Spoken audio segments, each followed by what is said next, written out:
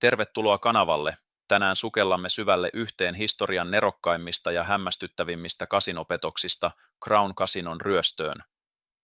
Tämä ei ollut perinteinen aseellinen ryöstö, vaan taitavasti suunniteltu huijaus, joka hyödynsi teknologiaa ja sisäpiiritietoa. Kyseessä on tapaus, joka ravisutti koko kasinomaailmaa ja sai viranomaiset pohtimaan turvallisuuskäytäntöjään uudelleen. Tässä videossa käymme läpi, miten kaikki tapahtui, ketkä olivat osallisina, millaisia seurauksia huijauksella oli ja miten kasinot varautuvat vastaavanlaisiin tapauksiin tulevaisuudessa. Muista tilata kanava ja painaa tykkäysnappia, jos haluat lisää vastaavia videoita. Crown Casino on yksi Australian suurimmista ja tunnetuimmista kasinoista. Se sijaitsee Melbournessa ja se on ollut toiminnassa vuodesta 1997. Kasino on valtava, tarjoten lukuisia pelipöytiä, kolikkopelejä, luksushotelleja, ravintoloita ja viihdetapahtumia.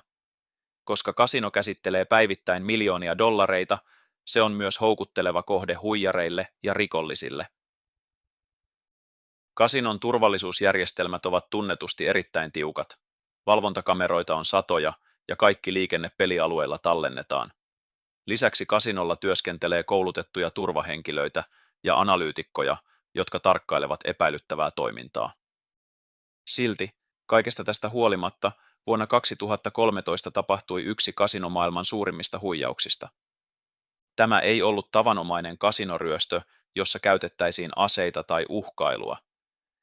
Sen sijaan kyseessä oli huolellisesti suunniteltu operaatio, jossa hyödynnettiin kasinon omaa teknologiaa. Leonard Glenn, Crown Casinon turvavalvonnan teknikko, jolla oli pääsy kasinon valvontakameroihin. Glenn oli työskennellyt kasinon turvallisuusosastolla jo yli 10 vuotta. Hän oli tunnettu teknisestä osaamisestaan ja kyvystään havaita pienimmätkin tietoturvariskit. Valitettavasti hän päätti hyödyntää osaamistaan rikollisiin tarkoituksiin, mikä johti hänen uransa tuhoon. James Manning, kokenut pokerin pelaaja, joka vastaanotti sisäpiiritietoa ja käytti sitä hyväkseen pöydässä. Manning oli tunnettu pokeripiireissä lahjakkaana, mutta riskialttiina pelaajana. Hän oli viettänyt vuosia kiertäen eri kasinoita ympäri maailmaa, etsien tapoja voittaa suuria summia. Hänen taitonsa korttien laskemisessa ja psykologisessa manipuloinnissa tekivät hänestä kovan vastustajan, mutta tällä kertaa hän päätti turvautua vilppiin saadakseen voittonsa. Glenn työskenteli valvontahuoneessa ja käytti kasinon huippuluokan kameroita tarkkaillakseen vastapelaajien kortteja. Hän välitti tiedot suoraan Manningille, joka käytti pientä nappikuuloketta saadakseen reaaliaikaista tietoa. Tämä antoi hänelle täydellisen etulyöntiaseman jokaiseen jakoon. Huijaus jatkui useiden päivien ajan, ja lopulta Manning onnistui keräämään uskomattomat 32 miljoonaa Australian dollaria. Koska voitot kasvoivat niin suuriksi lyhyessä ajassa, kasinon turvallisuusviranomaiset alkoivat epäillä, että jotain oli vialla. Crown Casinon henkilökunta on koulutettu tunnistamaan epätavallisia voittoja. Vaikka pokerissa on mahdollista voittaa suuria summia, Manningin uskomattoman tasainen menestys herätti epäilyksiä. Kasino suoritti sisäisen tutkinnan, jossa käytiin läpi valvontakameran auhoja ja seurattiin Manningin käyttäytymistä. Lopulta huomattiin, että hän näytti tekevän liian täydellisiä päätöksiä ollakseen pelkkä taitava kortinpelaaja. Tutkijat alkoivat analysoida tarkemmin, mistä hän saattoi saada ylimääräistä tietoa. He havaitsivat, että pokeripöytien valvontakameroihin oli pääsy tietyssä huoneessa ja että Glenn oli toistuvasti tarkkaillut niitä pelien aikana.